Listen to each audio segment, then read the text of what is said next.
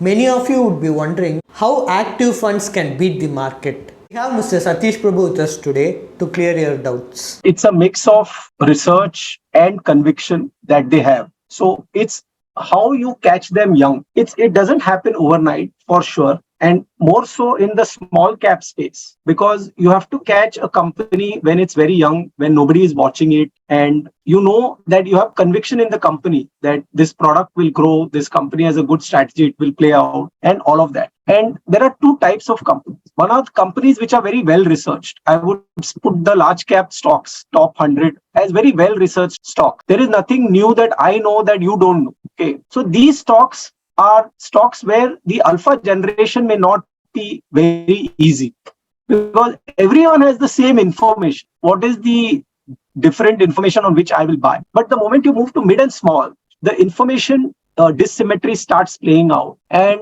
a fund manager who does good research and has got good conviction on the future performance of those stocks, I think the active alpha generation there is better. And obviously, long-term investors in mid and small cap funds will find that the alpha generation there would be substantially better than obviously large cap funds. Thanks for your detailed explanation. Are you in search of a personal guide who can remove the stress of handling your finances? Then please feel free to avail our expert consultation. And also you can attend our webinars to gain investment related insights. Both the consultation and webinar are absolutely free and you can find the link in the below description. Please like and share and do subscribe to Holistic Investment.